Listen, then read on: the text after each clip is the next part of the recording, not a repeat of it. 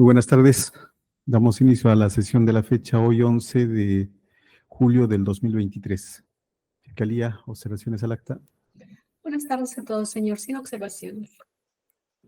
Doctora Mogollón, de Procuraduría. Buenas tardes, señor magistrado. Ninguna observación. Doctor Reina. Ninguna observación, señor. Doctor Paredes. Buenas tardes con todos. Ninguna observación por mi parte. Doctor Servigón. Buenas tardes, señores magistrados. Sin observaciones, señor director de debates. Está la doctora Hurtado. No está. Se hace cargo, doctor. Sí. Bien. Proseguimos entonces con los alegatos. ¿Hay despacho pendiente, Yesenita? No hay despacho pendiente. Bien. Podemos proseguir, doctor, con los alegatos de cierre. Muchas gracias, señor magistrado, con vuestra venia, señor magistrado. Nuevamente, creo que metodológicamente es correcto reconocer algunas pautas derivadas de la última sesión de alegación del día de ayer, ¿no? Ayer sosteníamos que la inferencia utilizada por la Fiscalía de que el retorno de patrocinados a Perú era una acción de elusión de la justicia mexicana en particular, era una inferencia irrazonable. Porque además esta se basaba en la supuesta referencia que existían elementos de convicción importantes que vinculaban y patrocinados con los hechos de presunto tráfico de drogas relacionados con Rancho Luna. Le explicamos por qué esos elementos de convicción no eran tales, porque examinamos las declaraciones de José Mesa y Carlos Dancourt, examinamos sus diversas falencias, examinamos que eran elementos de convicción que no superaban un estándar de legalidad, porque eran ilegibles, se encontraban incompletos y que se habían dado en un contexto de vulneración de los derechos fundamentales, porque de hecho fuimos adelantando, estas personas referían a haber sido objeto de tratos intimidatorios. Y sostuvimos que mi patrocinado Fidel Sánchez Alayo refutaba esta idea del retorno al Perú como acto de ilusión de la justicia, al haber participado en actos de investigación e indagación fiscal propios o desarrollados por la justicia mexicana. Y esos actos, y un poco para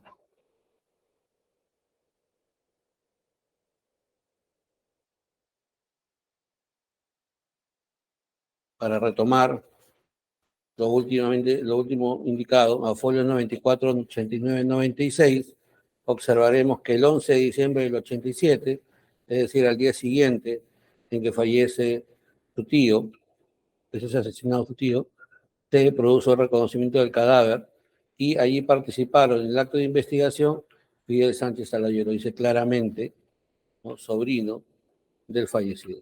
El documento que parte de los actuales de México, ese documento es íntegro, no es objeto de refutación, Fidel Ernesto Sánchez Alayo, entonces en el expediente estuvo presente. Él además declaró, lo van a ver esto a folios 94, 89, 63, el 11 de diciembre del 87.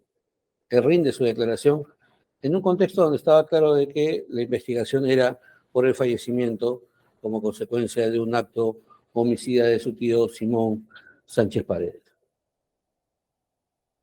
Por lo tanto, hay que, creo, desmitificar algunas ideas que la Fiscalía ha tratado de postular. Creo que a partir de esas generalizaciones a las que nos tiene acostumbrados y sin referencia a elementos de convicción. Aquí vamos a hablar de los elementos de convicción. Y van a observar ustedes que mi patrocinado viajó a México sin ninguna dificultad. Van ustedes a ver el movimiento migratorio. Primero, que participó en las diligencias como he referido, ¿no? Pero él ha viajado a México en otras ocasiones sin que tuviera ninguna dificultad. Eso demuestra que él no conocía que existía un proceso penal en México. Él lo ha referido al momento de declarar instructivamente, que él se entera del proceso en México cuando las noticias son reveladas por, en concreto, la revista Caretas.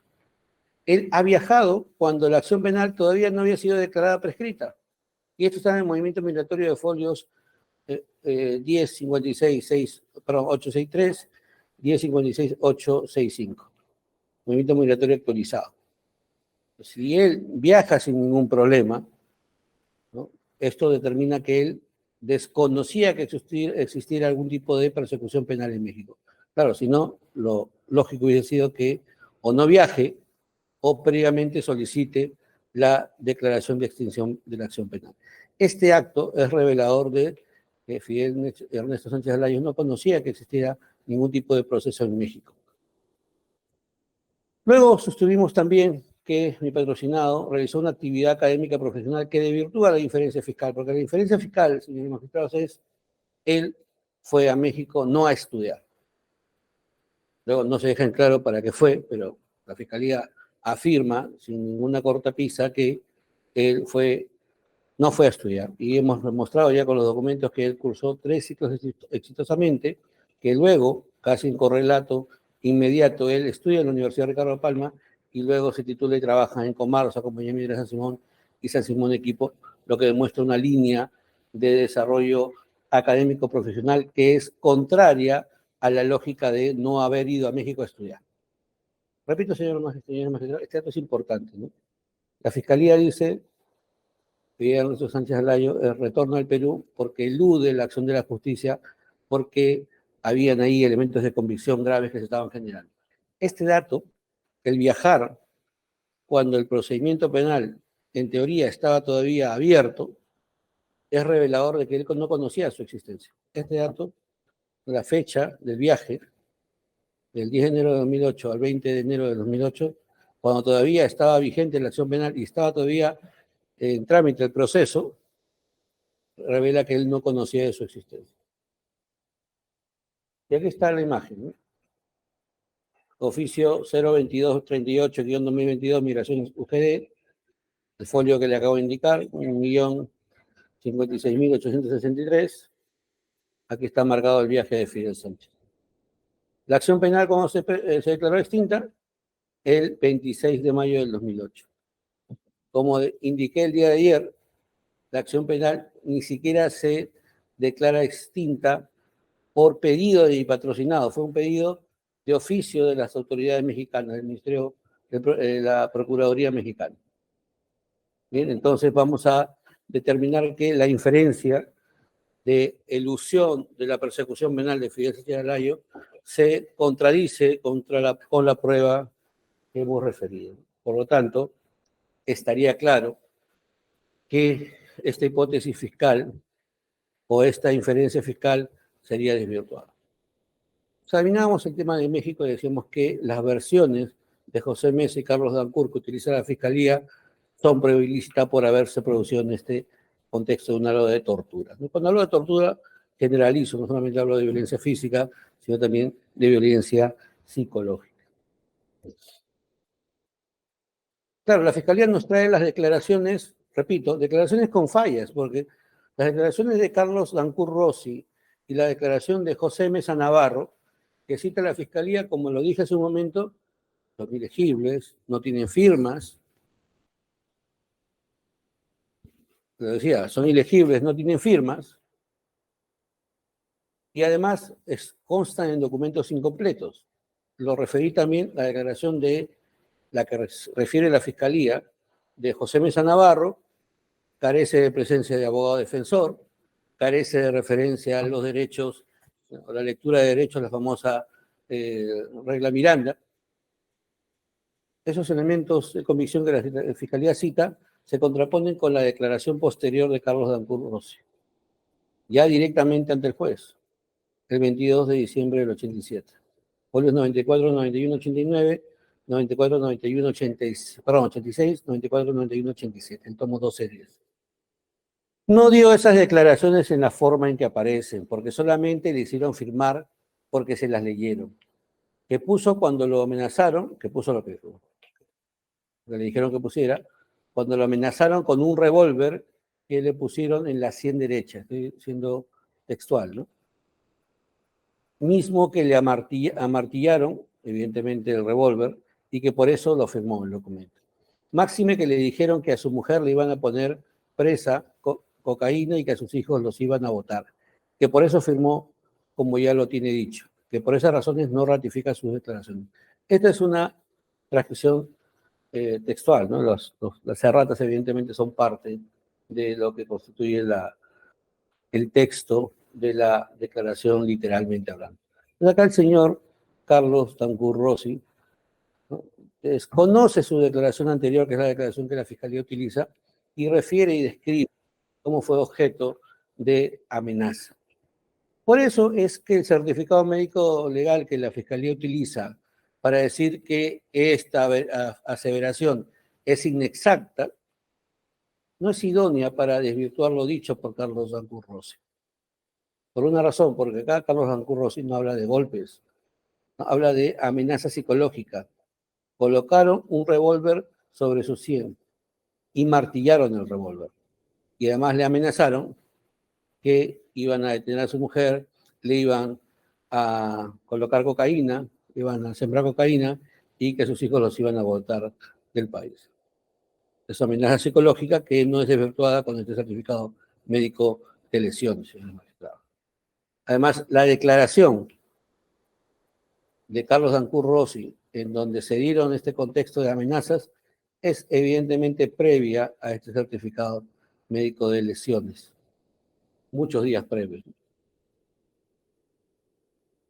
Lo mismo ocurre con José Mesa Navarro. La Fiscalía nos trajo aquí una declaración de José Mesa Navarro, que ni siquiera es una declaración, es un inserto.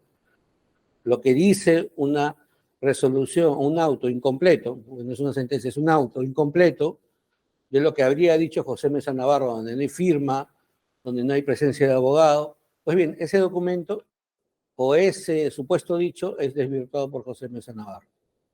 Y dice que por lo que hace la segunda declaración no está de acuerdo, ya que ella fue hecha a base de golpes y reconoce la firma. No está de acuerdo porque fue cuando me trajeron a una oficina y no me leyeron nada. Nada más dijeron que yo estaba de acuerdo en lo que había dicho y que ahí estaban los judiciales. Y me hicieron firmar eso y que puso sus firmas, pero que no fueron por su voluntad. Acá habla de golpes.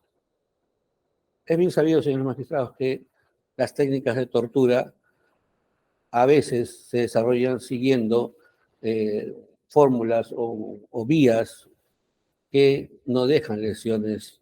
Este certificado no es idóneo para desvirtuar la validez de lo que dijo José Mesa Navarro, sobre todo porque volvemos, señores magistrados, a referir a las fallas de esa declaración que supuestamente es la fuente de la Fiscalía, ¿no?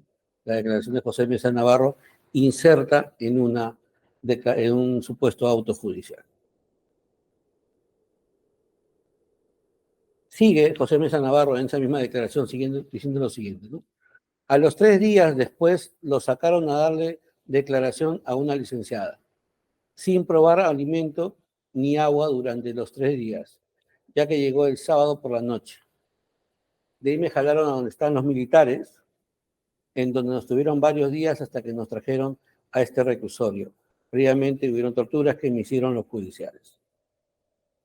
Señores magistrados, este dato es importante y es la razón por la cual en el auto judicial que hicimos lectura en la audiencia anterior se destacaba que se dejaba sin mérito probatorio estas declaraciones. Primero, porque habían sido tomadas luego de un periodo excesivo de detención, sin haber sido puestos a disposición de las autoridades, y en particular por la presencia de militares. Este dato lo vamos a resaltar, señores magistrados, cuando veamos la escena del crimen. La escena del crimen en México también está cubierta por un halo de sospecha al haber sido manejada no por la autoridad competente, que debería haber sido la Procuraduría correspondiente en Hidalgo, o el Poder Judicial, sino por autoridades militares. No son los únicos que refieren, ¿no? Acá refiero a Luis Felipe Sánchez Luna, no porque haya sido un elemento de comisión que la Fiscalía cite, sino que es otra persona que declara y también reitera el contexto de presión y de maltrato que ha referido Mesa y Tancur. En su declaración del 22 de diciembre del 87, de folios 94, 91, 69, 94, 91, 70, Sánchez Luna dice lo siguiente. No ratifica su declaración que rindió primeramente, porque fue presionado. y que cuando me di cuenta es porque estaba en la judicial y es donde me dijeron que yo sabía de las actividades de mi tío y al señor Ricardo Rossi y el ingeniero Hernández, que se menciona en la declaración, jamás los conocí. Y que si dije nombres y que sospechaba de mi tío, porque eso era lo que quería la policía judicial. El señor Sánchez Luna dice expresamente, habla de presión, ¿no? En un contexto de detención, y esto es un dato que proporciona la defensa, en un contexto de detención y de aislamiento excesivo, ¿no?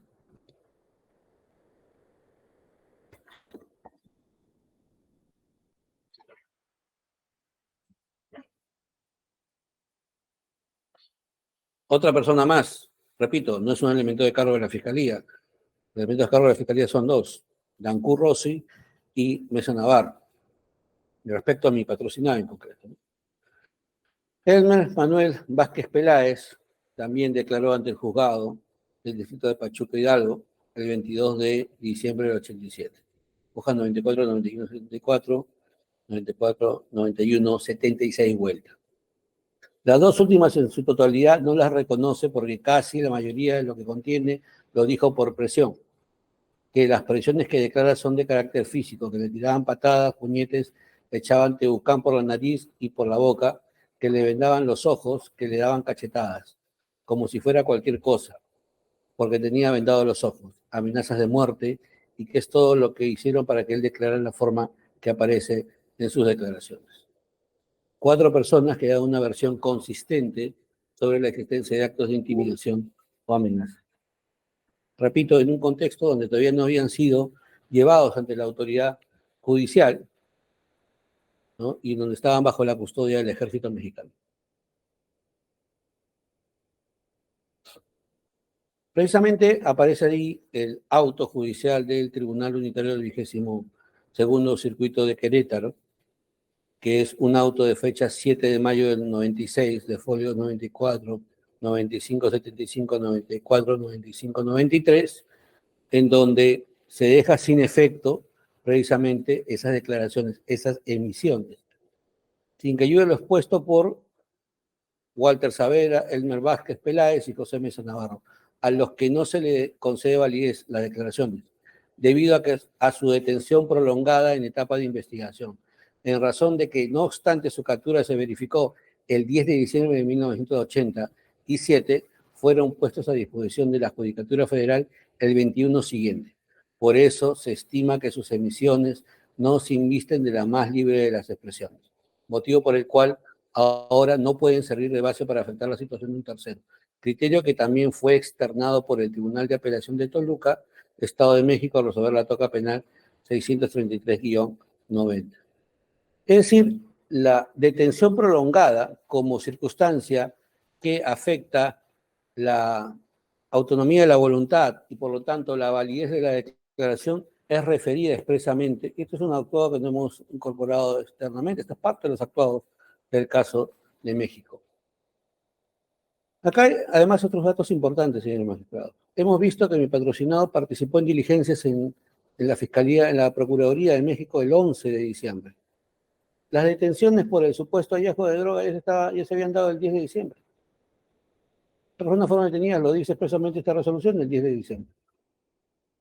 Y Fidel Ernesto Sánchez Alayo pensaba que tenía algo que ver o estaba involucrado, entonces, ¿por qué con plena libertad fue a reconocer el cadáver de su tío? ¿Por qué fue a declarar? No hubo ningún tipo de impedimento cuando se retiraron. Entonces, el argumento de la Fiscalía de que Fidel Sánchez Alayo, en sus recién cumplidos 18 años, huyó de la justicia, se cae también con este documento. Pero este documento, como les digo, además prueba un dato que hemos tratado de demostrar, y creo que lo hemos hecho a través del análisis de la evidencia, que las declaraciones iniciales, que son las que usan la Fiscalía, sin perjuicio de todos los defectos que hemos referido, tienen también este defecto, haber sido emitidas en un contexto de afectación de su autonomía, de la libertad que debe servir para toda declaración. Entonces, ¿qué tenemos al final de cuentas, señores magistrados? 11 días incomunicados. En ese contexto de los 11 días incomunicados bajo custodia del ejército, se rinden las dos únicas declaraciones que periféricamente mencionan a Fidel Sánchez Alayo, ausencia de integridad de la prueba documental, que hemos trabajado eso el día de ayer, la prueba documental, las declaraciones están incompletas, sin firmas, sin ningún tipo de documento, circunstancia que asegure que contienen la integridad de la versión libre y espontánea de Mesa y Dancur, pero además hemos referido que se han dado en un contexto de tortura y vulneración del derecho de defensa de Reglas Miranda. Sobre esto último, señor magistrado, creo que es importante insistir. Esas declaraciones, si las sometiéramos o las hubiésemos podido someter conforme permite hoy en día el Código Procesal Penal a una tutela de derechos por vulneración de derecho o mejor dicho, por la necesidad de excluir material probatorio o vulneratorio de derechos fundamentales, se habría podido hacer sin ningún problema porque es prueba ilegal. ¿Por qué? Porque estas personas no contaron en esas declaraciones con, al menos así no se puede apreciar de las declaraciones o de los documentos en donde presuntamente constan sus declaraciones, no vinieron acompañados de sus abogados defensores. No se les informó los motivos de su detención. No se les explicó cuáles eran sus derechos. Hablo de las primeras declaraciones, las únicas que refiere la Fiscalía. Después no hay más.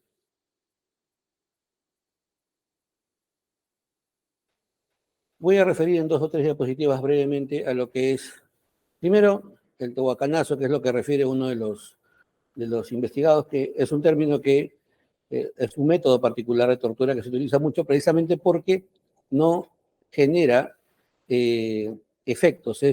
Tehuacán es una marca de agua gasificada que por su nivel de gas, se le pone un trapo a la persona y se le echa en la nariz, ¿no? Generando un estado de ahogamiento particularmente complejo.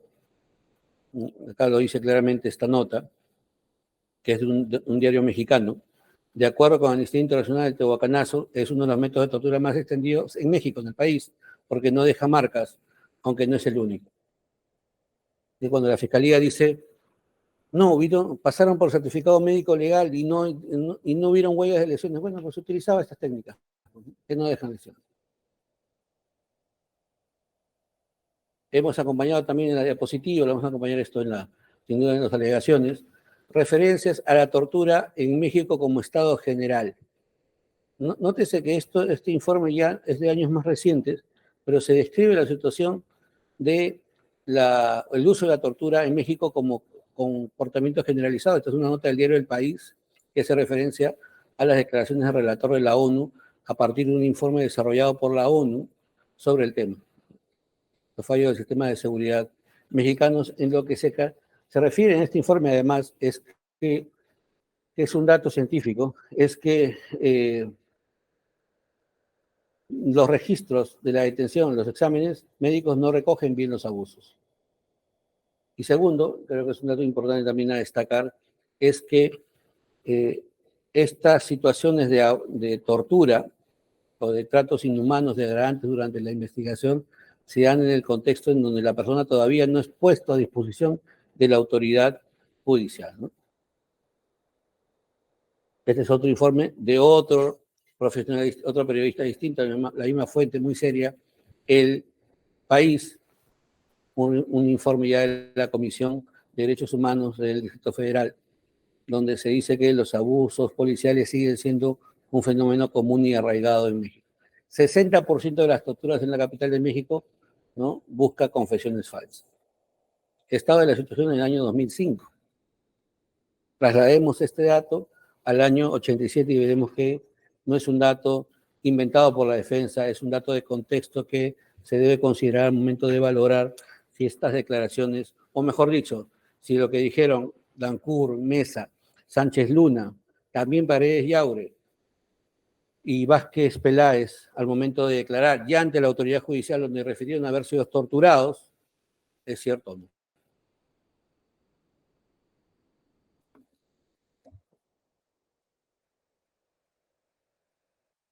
Esto nos vuelve a analizar lo que dijimos en su momento sobre, ¿no?, la actuación de la policía, ¿no? Es un trabajo interesante de Nia Fenol en relación a la actuación en concreto de la Policía Judicial en México, ¿no? Y habla que precisamente la vulneración del derecho constituye un indicio absolutamente razonable de que la gente está intentando crear un relato manipulando la realidad. ¿Qué queremos decir con esta cita, señor magistrado? Que una vez que existe ya un pequeño halo de sospecha que nos lleve a suponer, por la vulneración de algún derecho en particular, que la policía, en este caso la Policía Judicial Mexicana, o en el ejército, en el caso que fuera o que corresponda, ya eso genera pues un indicio de falseamiento de la realidad por parte de la policía. Y eso obliga a considerar que es un elemento de convicción sospechoso, dudoso y que no debería utilizarse en el análisis probatorio.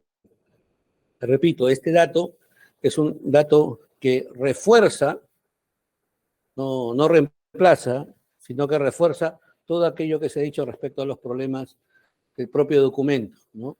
Las pruebas de falta de fiabilidad del documento, la imposibilidad de que el documento verifique o se verifique que cumpla su función probatoria, ¿no? Al final, señores magistrados, ¿no?, de todo el análisis de la evidencia de México, solamente nos quedamos con dos declaraciones que no son declaraciones, que no tienen firma, que están incompletas, que luego son desmentidas por sus autores, por sus presuntos autores, y la presunta sentencia en donde se corroboraría esas hipótesis resulta ser no una sentencia, sino un auto, y la sentencia que la Fiscalía utiliza para hablar del delito fuente tampoco es una sentencia porque es un documento incompleto, porque de 136 páginas solamente hay 6 páginas.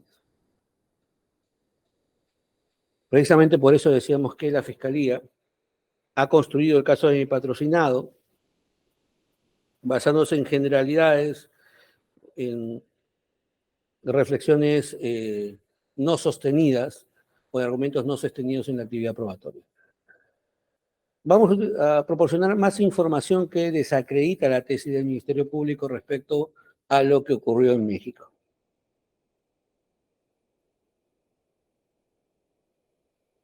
La Fiscalía ha tratado de vincular necesariamente Rancho Luna con la zona donde fue victimado el señor Simón Sánchez Paredes. A partir de eso, ha tratado de construir que si en algún momento mi patrocinado visitó a su tío, pues eso significaba un escenario de circunstancia, ¿no?, de circunstancias que podía haber llevado a él a conocer una actividad ilícita.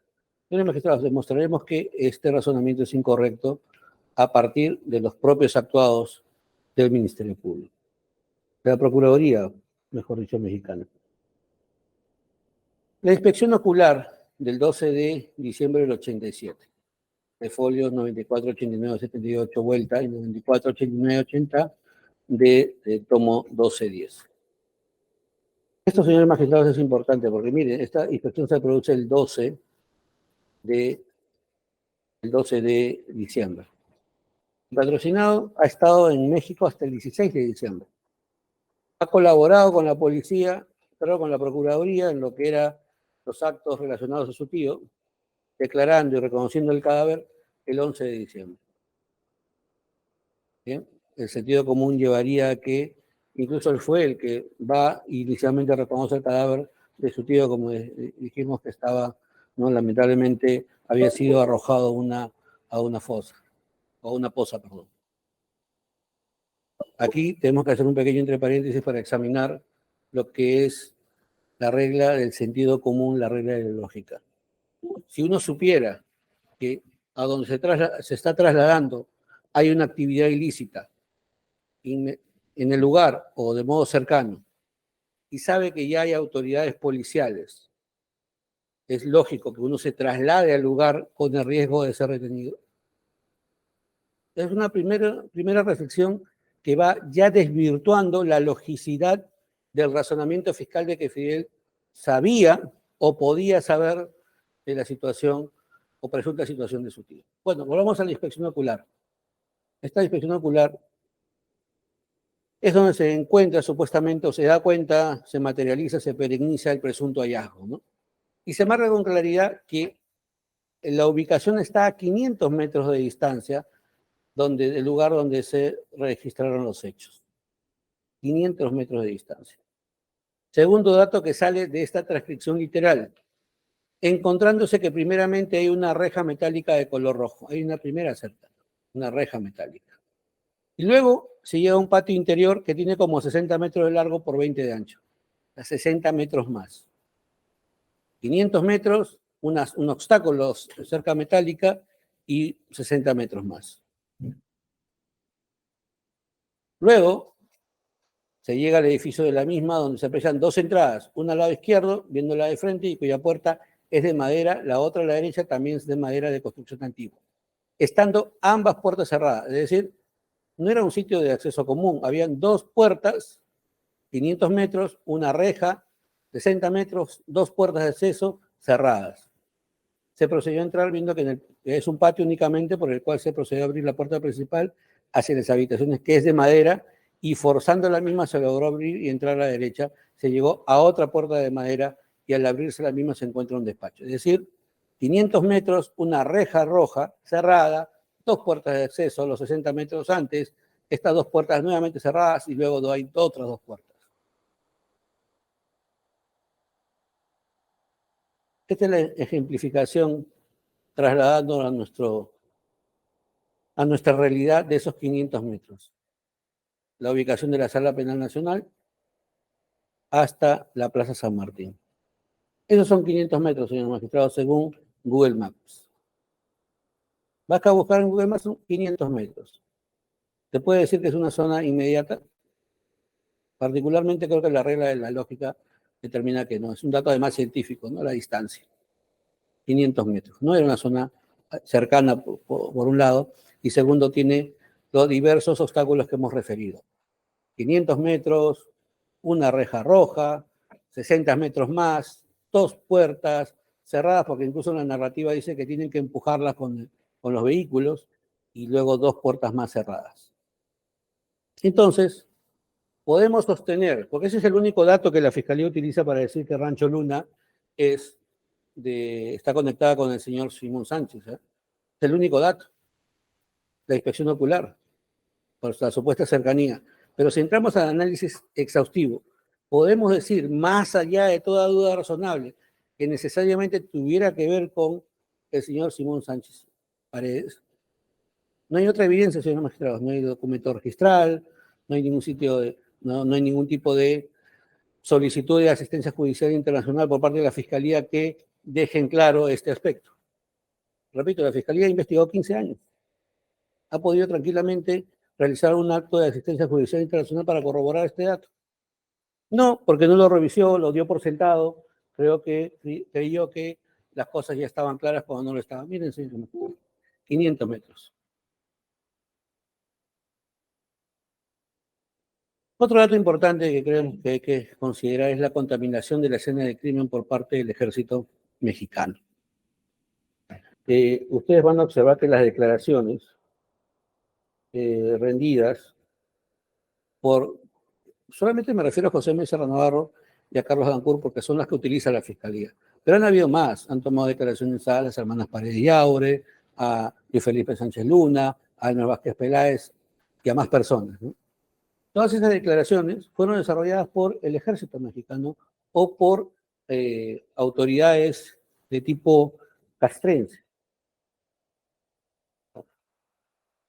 La inspección ocular ya no del 12, sino del 13 de febrero, perdón, de diciembre del 87, folios 94, 98, 78 y vuelta y 94, 89, 80.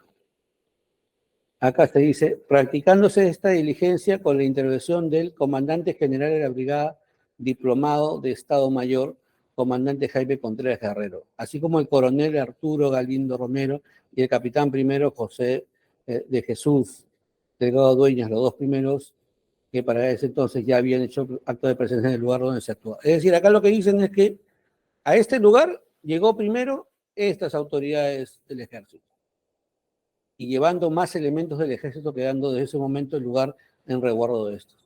Toda la escena del presunto crimen fue manejada por el ejército mexicano. ¿Por qué? Si no era su competencia. Y esto tiene que ver con la referencia que hicimos hace un momento a la tortura, porque en esa información, que es información pública, que es información científica seria, pues son periodistas serios de un periódico serio como el diario El País, revelan pues que precisamente una de las razones de ese halo de sospecha de las investigaciones por parte de la Procuraduría tiene que ver con la intervención de personal castrense.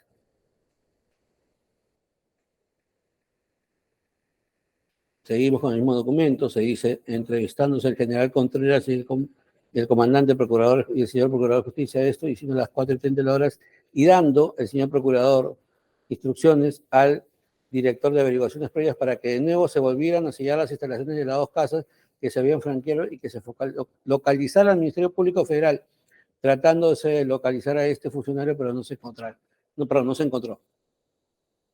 ¿Qué se quiere decir con esto? Que concurrió el procurador, se entrevistó con los miembros del ejército que manejaban la escena del crimen. El procurador dijo, bueno, vamos a buscar a la autoridad, al Ministerio Público Federal. Lo trataron de localizar, pero no estuvo, no se le encontró. ¿Qué significa eso? Que la escena del crimen siguió a cargo de autoridades castrenses del ejército mexicano.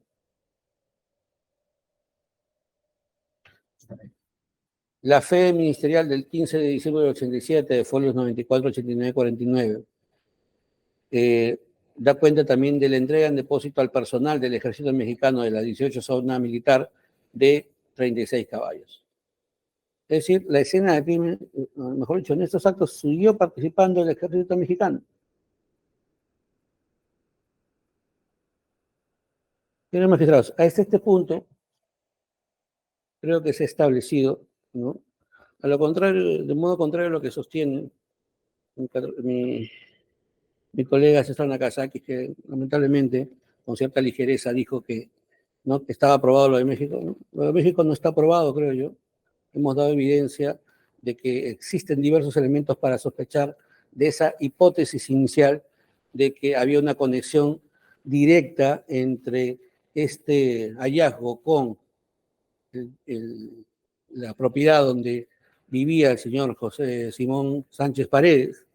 Creo que está acreditado que existe un escenario de duda a partir de la prueba analizada individualmente. Pero además la justicia penal mexicana desacredita la tesis del Ministerio Público.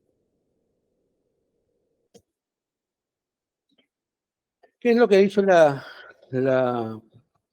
Fiscalía respecto a lo que sería la razón para afirmar de que hubo una actividad criminal de drogas? Ya lo dijimos al comienzo, señores magistrados, que la hipótesis fiscal era que el señor Simón Sánchez Paredes realizaba actividades de narcotráfico trasladando la droga de Perú hasta México y luego hacia Estados Unidos.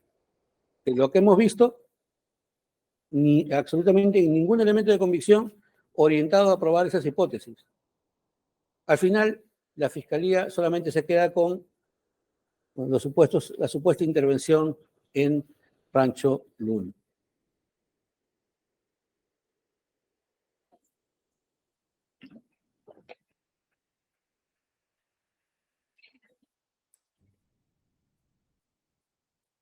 Lo decía, señores magistrados, la hipótesis de la Fiscalía respecto al supuesto delito fuente, en donde trata de pergeñar y construir y demonizar la idea de Simón Sánchez Paredes, postula una serie de aspectos, formula una serie de propuestas fácticas que no están corroboradas con pruebas. Habla, repito, de que él traía droga de Perú hacia México, la manufacturaba y la vendía a Estados Unidos. Ninguno de esos aspectos está probado por absolutamente ningún lado. Lo único que tiene es estos hallazgos, presuntos hallazgos en Rancho Luna. Pero, ¿cuál es su elemento de convicción para acreditar que hubo una actividad criminal previa? Una sentencia incompleta. La sentencia del 15 de mayo del 90, del proceso penal 146-87, presuntamente emitida por el juez del distrito del estado de Pachuca Hidalgo, de fojas 94, 96, 62 a 94, 96, 66. Lo que hay, señores magistrados, son 6 folios. La sentencia está incompleta. Entonces, ¿qué es lo que vemos en esos 6 folios de esa sentencia incompleta y que ya por eso no podría ser objeto de análisis. Pues que no hay condena por tráfico de drogas. Pues toda la hipótesis de la Fiscalía de que Simón Sánchez Paredes traficaba hacia Estados Unidos o que traficaba en el contexto mexicano, no identificando cuándo, cómo ni dónde, se desbarata, porque acá no hubo condena por tráfico de drogas. Tampoco hay condena por asociación criminal. Todo lo que dice es, o lo que se plantea acá es una condena por posesión de cocaína, ¿no? Contra un tercero, ¿no? Como partícipe de posesión de cocaína. Lo que podemos ver de esta sentencia incompleta, ¿no? Y por lo tanto inutilizable, es que primero no se condenó por tráfico de drogas ni por asociación criminal, sino solamente por posesión. Y esto no tiene un efecto en el razonamiento probatorio. La ausencia de acción criminal que generó ganancias. Acá no hay ganancias. De este documento incompleto, imposible de utilizar jurídicamente, se extrae que no hubieron ganancias. Porque fuera de lo de Rancho Luna, señores magistrados, no hay ni una sola referencia de ningún tipo de acto de tráfico fuera de ese evento derivado de del hallazgo en Rancho Luna en diciembre del 87. No hay otra referencia en la hipótesis fiscal. No hay otro acto, repito, de fabricación o comercialización de drogas por parte de, o presuntamente por parte de Simón Sánchez Paredes. Pues lo único que tenía la Fiscalía era este hallazgo en diciembre del 87 y que trata de corroborar con una sentencia que no es sentencia y que al contrario elimina el tráfico de drogas y la asociación criminal. Porque además la hipótesis, señores magistrados, es que esta era una organización, que Simón Sánchez Paredes era un gran narcotraficante internacional, ¿no? No era doctor, no era médico, como dice la evidencia, sino era un gran narcotraficante internacional, pero bueno, es extraño que sea un gran narcotraficante internacional que no tenga ningún tipo de investigación en México, que no haya tenido ningún tipo de procedimiento judicial en México, cuya organización criminal no esté pergeñada cuando se encuentra un hallazgo tan importante aparentemente de drogas. Pero lo importante para los efectos del lavado de activos es que de esto se extrae que no hay ganancia criminal. Como no hay ganancia criminal, no hay nada que lavar. Repito, bastaría que yo dijera que la sentencia está incompleta, pero ya voy dando cuenta de dos datos importantes. Solamente posesión de cocaína y no hay condena por asociación criminal. Al final vemos, y este dato es importante, señores magistrados, lo decía, mi patrocinado viajó a México sin ningún problema, ningún inconveniente, en meses antes de que se declarara la prescripción de la acción penal solicitada por la Fiscalía. Si él hubiese sabido que tenía un problema en México, lo primero a lo que nos lleva a razonar el sentido común es que hubiese sido él y no la Fiscalía la que hubiese pedido la prescripción de la acción penal. Claro, si yo sé que tengo un problema que estoy eludiendo y me entero que ya prescribió la acción penal, lo primero que hago es solicitarlo yo. Y lo segundo que hago es estar al pendiente y la primera oportunidad posible plantear la prescripción. No fue el caso. Lo solicitó la Fiscalía. Y repito, él viajó a México sin ningún problema y ha demostrado el movimiento migratorio. Entonces, estos elementos de convicción desbaratan la hipótesis de la Fiscalía de que Fidel Sánchez Alayo no fue a estudiar, que se retiró de México no por una tragedia familiar, sino porque está huyendo de la justicia, también se ha desvirtuado, y también hemos dejado claramente bajo un halo de sospecha las reflexiones de la Fiscalía respecto a esa presunta actividad criminal, porque no tiene elemento de corroboración, ¿no? Más que la retórica, más que los argumentos generales, ambiguos de la Fiscalía.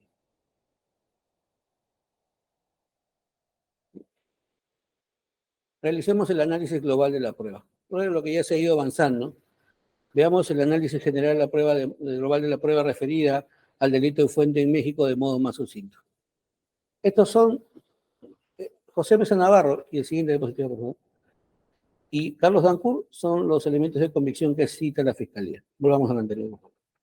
José Mesa Navarro declara el 14 de diciembre. Esa es la que la Fiscalía utiliza, ¿correcto? Y primero, no es una declaración, es un inserto en auto judicial, no tiene defensor público, no tiene firma, está incompleta, no menciona a Manuel Sánchez Paredes, tampoco menciona a Fidel, lo único que referencia es este acto que supuestamente habría observado Fidel de ver a su tío presuntamente esnifando un polo blanco. Luego está este acta judicial federal del 16 de de diciembre del 87, que es completamente ilegible. Y está adicionalmente la única declaración que él rinde ante la autoridad judicial, que es aquella donde él dice que esta declaración y esta declaración no las reconoce por haber sido realizada, ¿no?, como consecuencia de actos de intimidación y tortura. Ya, estas dos declaraciones que utiliza la Fiscalía, bueno, en realidad la Fiscalía utiliza más esta, pero es en realidad una dúplica de esta, ¿no?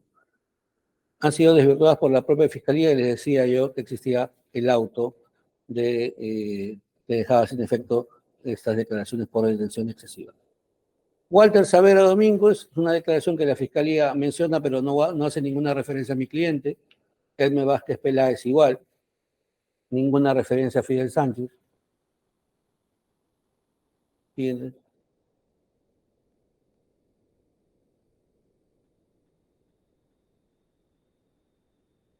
Carlos Dancourt también da esa primera declaración del 10 de diciembre, sin referencia a defensor, sin que participe ningún representante de la Procuraduría. Esto es importante, señor magistrado, solamente participa la autoridad policial. No hace referencia a ninguna actividad ilícita de Fidel, solamente dice que Fidel era el sobrino de Simón Sánchez.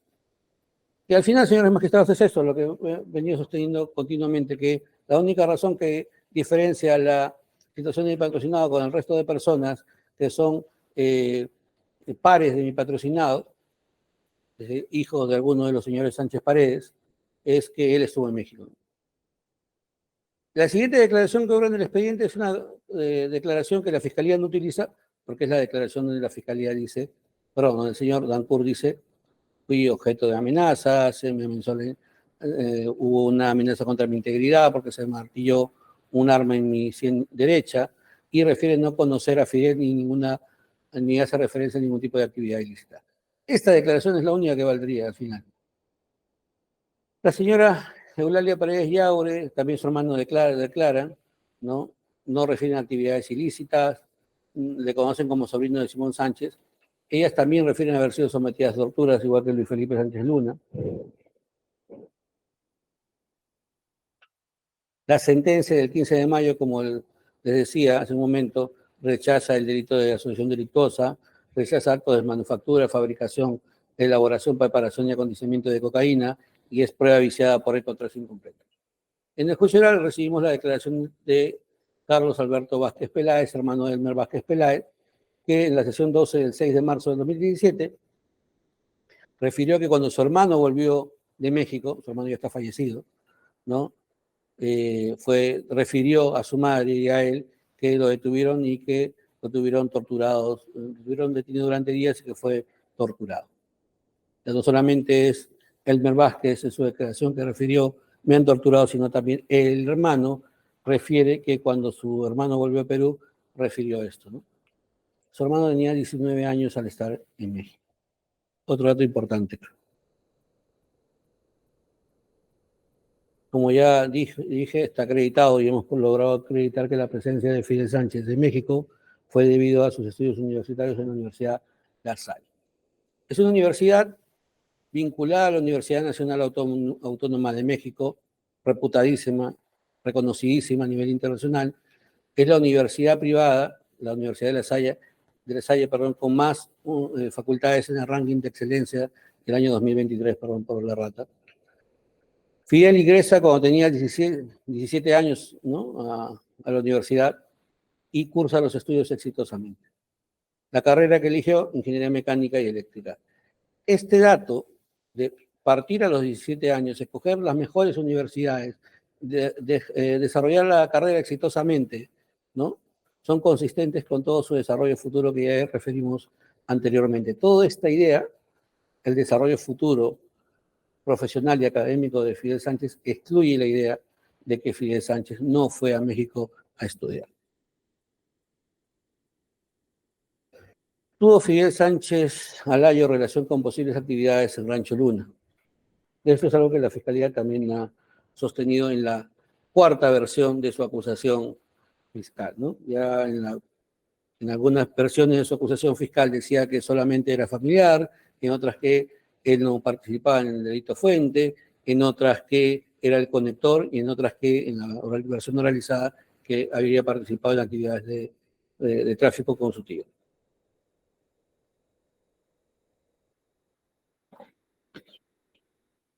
La respuesta, señores magistrados, evidentemente es negativa, ¿no? Esto ya lo he referido, lo vamos a pasar rápidamente. Pero ese dato es importante. Fidel Sánchez Alayo no vivía en Rancho Luna. Este era un mito al comienzo de la investigación. Decía que él vivía en Rancho Luna, no era verdad. Él vivía en el Distrito Federal, calle Farallón 203, Jardines del Pedregal. Es un hecho no controvertido. La propia Fiscalía lo acepta en el apartado 380 de su acusación fiscal. La distancia entre la casa de Fidel Sánchez Alayo y Rancho Luna es de 111 kilómetros. Más de 2 horas de distancia en auto. La acusación fiscal refiere expresamente que Fidel Sánchez Alayo fue al Rancho Luna escasas veces. Los señores magistrados, este dato es muy importante, porque la idea o la intención de construir la imputación a partir de una presunta, pero no probada, cercanía más allá de aquella que es propia de un vínculo de familiaridad, se descarta con este dato objetivo, propuesto por la propia Fiscalía. 380 de la acusación fiscal, 387 de la acusación fiscal.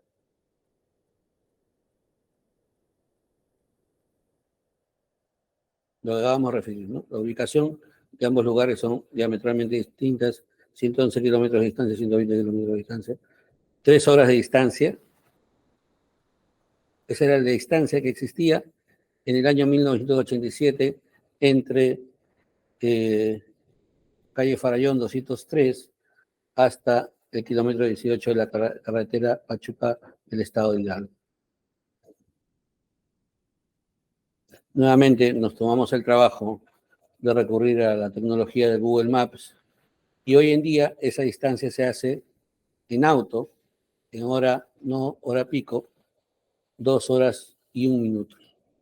Desde donde vivía Fidel Sánchez, en calle Farallón 203, hasta el kilómetro 18 del Rancho Luna, el kilómetro 18 de la carretera Hidalgo.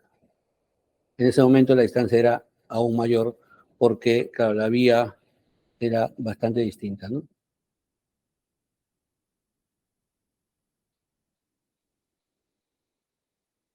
Ya descartamos, pues, el relacionamiento de Fidel Sánchez Alayo con actividades delictivas, ya descartamos, en nuestra opinión, la idea de que Fidel Sánchez Alayo realmente no fue a estudiar, no a México, sino que habría ido a otra cosa distinta. Ya ha sido descartado también. Ya hemos descartado que la razón de su retorno a Perú fuera una circunstancia distinta a la de retornar a su país luego de una tragedia familiar, ¿no? Pero también queremos cerrar esta parte referida a México examinando la supuesta postulación fiscal de que Simón Sánchez Paredes era cabecilla, dirigente y financista de una organización dedicada al TIC en México y Estados Unidos.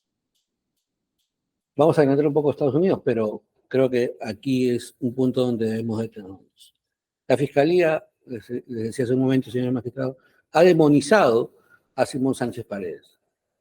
Y esa demonización no es una demonización que provenga directamente de la Fiscalía, porque como dije al comienzo, esta investigación se basó en actuados de la prensa. Y ustedes ven que la prensa, el comercio en particular, y esto está, ¿no?, en esa portada que dice muerte en Rancho Luna, la prensa ¿no? Transmitió los hechos de modo bastante dramático y con cierta alteración de lo que realmente ocurrió, evidentemente por la distancia y por no contar con los elementos de información que hoy sí se tendrían, ¿no? Pero la Fiscalía ha tratado de etiquetar a Simón Sánchez como cabecilla, dirigente y financista de una organización criminal dedicada al pie. Pero vemos algo curioso.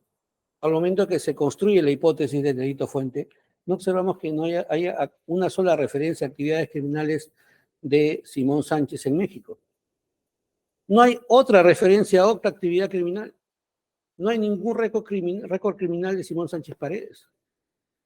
No es extraño que siendo un cabecilla, dirigente y financista de una organización, que ya vimos que según el Poder Judicial de México no había organización ni asociación ilícita, no haya tenido Simón Sánchez Paredes ningún récord criminal. Porque si hubiera algún récord criminal, la Fiscalía ya lo hubiese pedido, ya lo tendríamos en este expediente. Ningún récord criminal, ni en México ni en Estados Unidos. Porque en Estados Unidos lo único que existe, y vamos a verlo más adelante, son referencias infructuosas, incongruentes, ambiguas de Dulce Tijero, pero ninguna que tenga que ver con el tráfico de drogas. ¿Dónde están los antecedentes en México y en Estados Unidos? Ni uno solo, señores magistrados. Por eso la Fiscalía, cuando construye su imputación respecto a la actividad de Simón Sánchez Paredes, solamente habla de Rancho Luna porque no tiene más. Entonces, si había esa actividad continua, permanente, organizada, consistente, ¿dónde está? ¿Dónde está descrita y dónde está acreditada, al menos con algún tipo de antecedente o referencia policial? La Fiscalía se ha desgastado con antecedentes, atestados policiales en Perú. Y en México no había nada, en Estados Unidos no había nada. O quizás es que no había nada porque realmente no había nada. Realmente, lo pongo como hipótesis alternativa, como han dicho varios de los testigos, todos los que han declarado José Mesa, etcétera, han referido que sabían que Simón Sánchez era médico. Y si realmente era médico, y si Rancho Luna a 500 metros, es decir, la distancia de aquí hasta la Plaza San Martín, de repente no era de él. Lo propongo esto, señor magistrado, porque el estándar es más allá de toda duda razonable y ese estándar es aplicable a la actividad criminal previa, con mayor razón cuando el sustento de la agravante es que es una actividad de tráfico ilícito de drogas.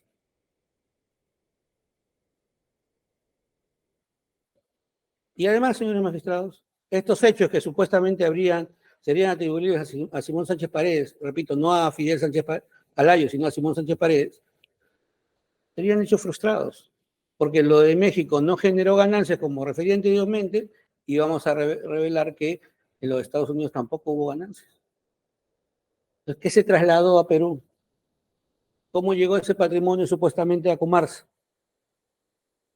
Estas ideas, señores magistrados, creo que son importantes para marcar el norte de lo que van a ser las siguientes referencias probatorias y van un poco a ir marcando la pauta de por qué sostenemos de que no han concurrido o no existe evidencia más allá de toda duda razonable que acredite, primero en este primer punto, la existencia de una actividad criminal previa y ya adelantando, que genere ganancias.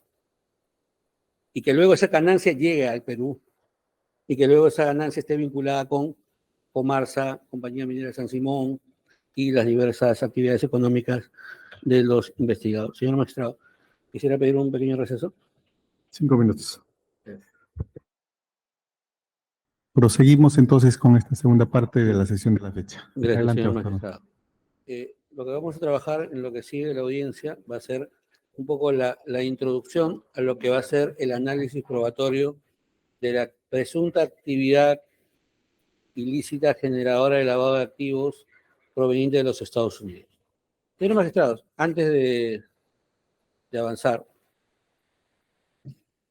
creo que es importante explicar por qué el énfasis en estas actividades delictivas y no en lo de Perú. Porque hacemos el análisis cronológico, las presuntas actividades delictivas en Perú guardan relación con un periodo en que el patrocinado era menor de edad primero, Y segundo, no son parte de las imputaciones relacionadas a mi patrocinado en particular, ¿no? Entonces, por eso me estoy focalizando en aquellos aspectos del presunto delito fuente que guardan alguna referencia con él, ¿no? Repito, a mi patrocinado se le ha mencionado básicamente en lo de México, pero había una referencia tangencial a Estados Unidos y creo que es importante referirlo porque teóricamente Simón Sánchez Paredes, con quien él habría tenido alguna relación más cercana por su estancia en México, es involucrado en actos de tráfico de drogas en Estados Unidos, según la Fiscalía. Estos datos los he referido, pero ya ingresaremos a lo que es el análisis de la presunta actividad criminal previa en los Estados Unidos. ¿Cuál es la hipótesis fiscal? Pues que Simón Sánchez Paredes habría financiado un particular acto de tráfico ilícito de drogas de Lucio Tijero. Esto es importante resaltarlo, señor magistrado.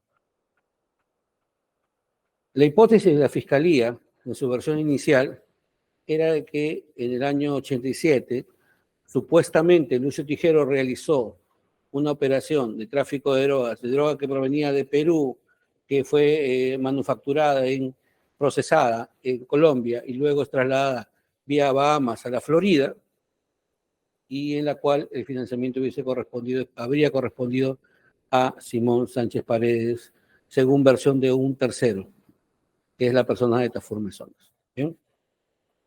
Esto es importante, porque luego vamos a examinar. La Fiscalía trata de utilizar a Lucio Tijero como fuente de información. Lucio Tijero era un criminal convicto y además, cuando declaró en este caso, dijo que no conocía a los Sánchez Paredes y que no conocía a mi patrocinado en particular y que todo lo que se refirió en los atestados no era verdad. Un dato importante.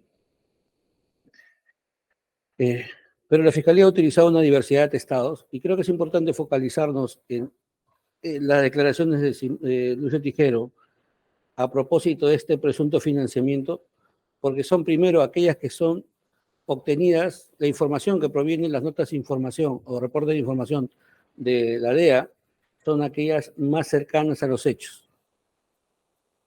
Y vamos luego a contrastar y reconocer cómo es que las versiones posteriores de Lucio Tijero, en esos atestados policiales donde mencionaba a Vladimiro Montesinos, donde mencionaba a exministros de justicia, a donde mencionaba a penalistas, a donde mencionaba a actos de presunto tráfico, en donde incluso menciona a grandes capos de la droga colombianos como Pablo Escobar y otros, no son más que la imaginación de Lucio Tijero, en acto de desesperación por tratar de obtener beneficios penológicos o penitenciarios. ¿Y esto cómo lo vamos a acreditar? Analizando la información que él mismo le proporcionó a la DEA. Vamos a contrastar lo que él dice en los atestados o en las declaraciones que da ante la policía peruana en los años 90, en su propósito de tratar de generar una marca negativa en Vladimiro Montesinos Torres con fines egoístas, beneficiosos para él, evidentemente, en donde él hace una narrativa descriptiva, aparentemente, de lo que sería el negocio de las drogas en los años 80. Y él refiere, y ahí menciona, ¿no?, a la familia de mi patrocinado, al menos a su padre, y lo refiere como si él hubiese dicho esto ya a la DEA en los años 80. Y vamos a demostrar que eso es mentira. Que la información que él proporciona a la DEA en este negocio de drogas en el que el único participante cierto es él, y Luis Tafur, él no menciona todo lo que luego refirió la policía peruana. Con lo cual está claro de que en algún momento mintió. Lo más probable es que haya mentido en Perú, cuando luego de esos atestados verificamos que no se generó absolutamente nada.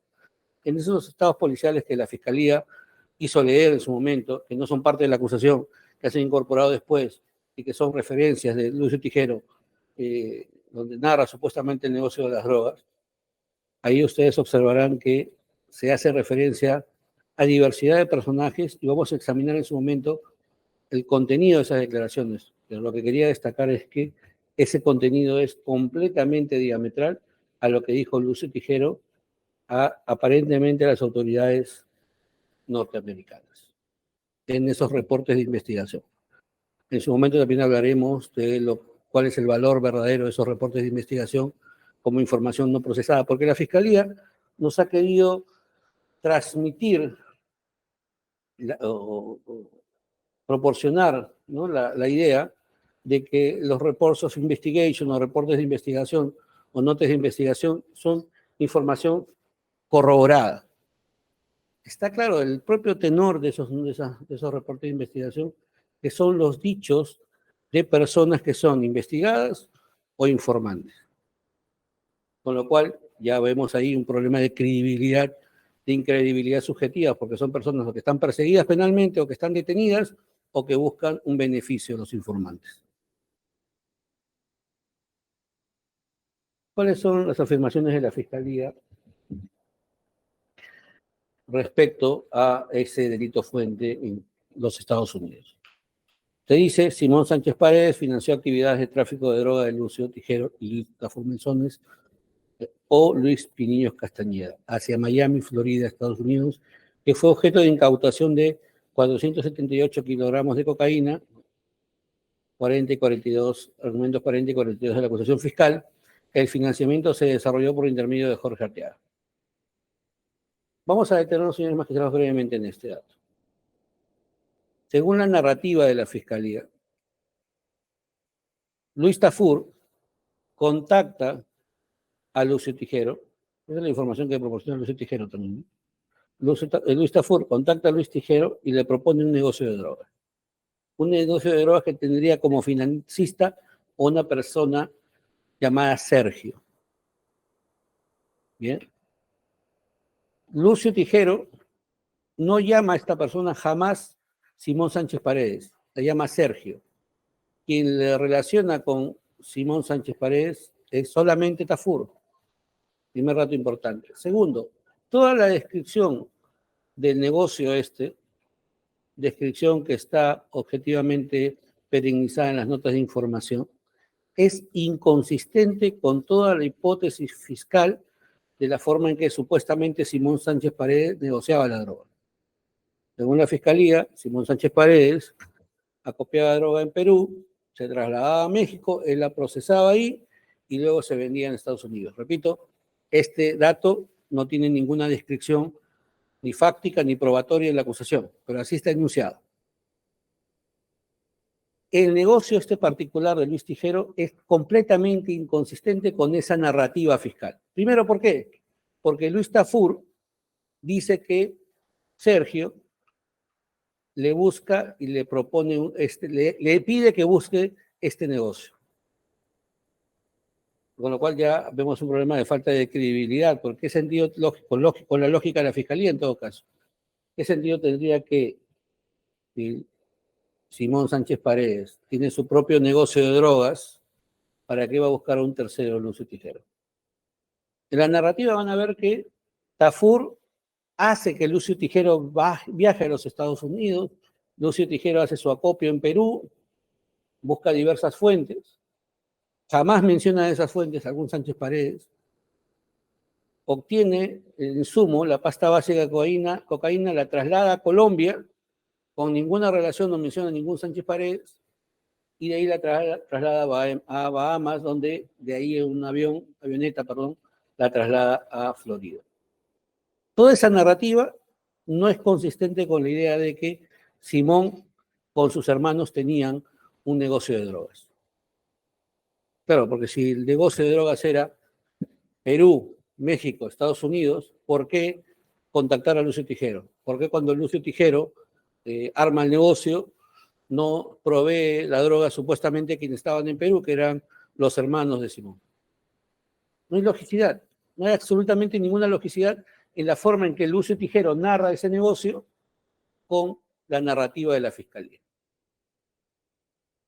Según Lucio Tijero, el financiamiento era respecto a una operación muy concreta. Se desarrolla el traslado de la droga y Lucio Tijero es intervenido por la policía de Miami-Dade, del condado de Miami, de Dade, en Miami, Florida. Se incauta este monto de dinero y 353 kilogramos de droga. Tijero es condenado, su esposa también, y Rudiger Danuche Kohler también. Tijero es un delator. ¿Qué hay que destacar, señores magistrados, también de esta narrativa? De la lectura de todos los reportes de información, queda claro que Lucio Tijero traslada la droga a Perú, de Perú a Colombia y luego a Miami, y no traslada ningún fondo o patrimonio supuestamente a México. De hecho, se dice que la intervención es ni bien él recibe la droga, cuando no había podido venderla. Estamos hablando acá de otro delito frustrado. Vamos a darnos cuenta de otro dato importante. Las notas de información que referencian a Simón Sánchez Paredes, lo referencian y lo conectan y dicen un narcotraficante peruano que murió en México. Lo referencian así porque era información ya pública, y así lo dice la propia DEA, publicada en las notas periodísticas de Perú, que Simón Sánchez Paredes había fallecido en México. Ya, la información que proporciona Tafur y Tijero era información que ya era pública. Luego vamos a ver eso en el análisis pormenorizado de los elementos de convicción. ¿Cuáles son las fuentes de información de la Fiscalía? 3. Lucio Tijero, Luis Tafur Mesones y Rudy Kohler. La Fiscalía ha seleccionado cuáles son los reportes de investigación de Lucio Tijero, lo de Luis Tafur Mesones y lo de Rudy Kohler, que le son de utilidad, y ha ignorado el resto. Porque vamos a observar que respecto a Lucio Tijero hay una diversidad de reportes de investigación que, por el contrario, consolidan la idea, primero, de no involucramiento de ningún Sánchez Paredes en actividad de tráfico de drogas, y que revelan que cualquier información que él tuvo era información ambigua, referida además por Tafur Mesones. Rudy Kohler, en realidad, yo creo que no es un elemento de convicción, porque es una persona que dice lo que le dijeron.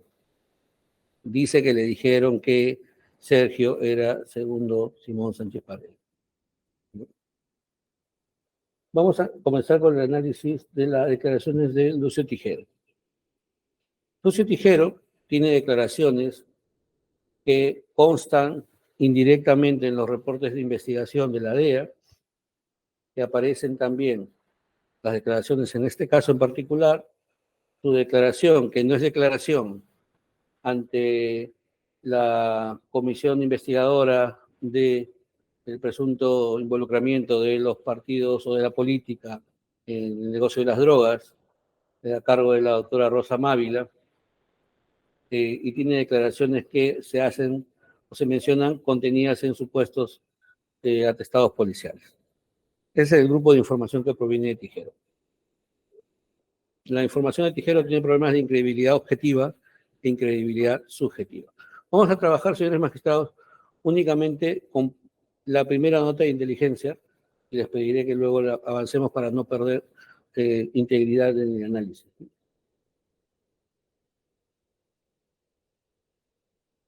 Este es el reporte de investigación que la Fiscalía cita inicialmente. Un reporte de Lucio Tijero, del 1 de diciembre del 87, de folios 94, 96, 96. Es un indicio epistemológicamente irrelevante porque no acredita actividad criminal de Simón Sánchez, no acredita ganancia maculada, no acredita vinculación de ninguno de los acusados en actividad criminal, no menciona a Simón Sánchez, no menciona evidentemente a Fidel Sánchez y no menciona a ninguno de los acusados. Acá hay una narrativa evidentemente de su negocio, ¿no? Una narrativa que además, como les dije, es contraria a la hipótesis de la Fiscalía respecto a cómo habría actuado presuntamente Simón Sánchez Paredes en el supuesto de que fuera narcotraficante, pero estos datos creo que son los datos relevantes. No hay mención a Simón Sánchez Paredes, no hay mención a ninguno de los acusados.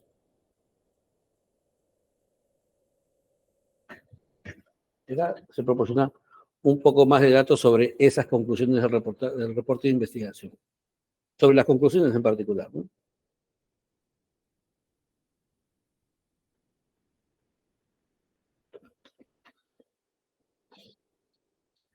Esta nota este reporte de investigación fue consecuencia de la intervención de Lucio Tijero en posesión de drogas. Lucio Tijero no reconoce ni refiere a ninguno de los Sánchez Paredes. Eso está en las conclusiones del reporte. Su versión es contraria a la que dice Rudiger Kohler. En la indexación de las personas involucradas se menciona a 30 personas, pero no hay ni una sola mención directa a Simón Sánchez. El único que lo menciona en su momento es Tafur. Bien. Lucio Tijero no habla de Simón Sánchez, habla de Sergio. Cuando ustedes en la nota del reporte de investigación observen la referencia a Simón Sánchez, es la referencia que hace el efectivo policial respecto a quién sería Sergio. Y le pongo ahí justamente lo que decía hace un momento, ¿no? Si Sergio es Simón Sánchez, entonces ¿por qué buscar droga de Perú o Colombia? ¿No? Si supuestamente él manejaba su negocio ahí, en Perú, y su droga provenía de Perú. ¿O por qué buscar droga en Perú si él manejaba la droga en México?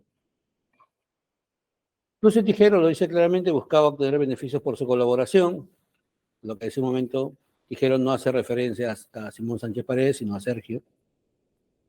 Si Sergio es Simón Sánchez, entonces ¿por qué no involucra a sus hermanos? Porque la Fiscalía lo que ha construido es que Simón Sánchez Paredes trabajaba con sus hermanos. Repito, no lo ha descrito, no lo ha formulado, no lo ha postulado fácticamente, con proposiciones fácticas más o menos comprobables, no, pero ha mencionado que ellos trabajarían juntos. Entonces, si es así, ¿por qué no participan sus hermanos? Y este dato es importante, señor magistrado. Esto no generó ninguna actividad o ganancia en favor de Simón Sánchez Paredes.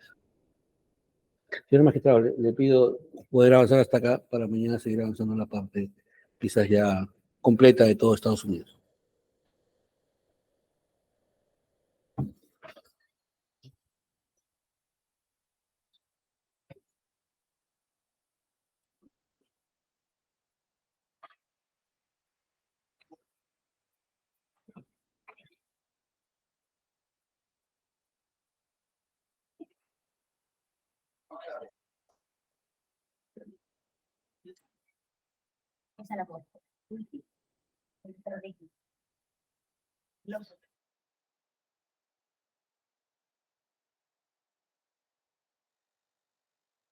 Bien, señores.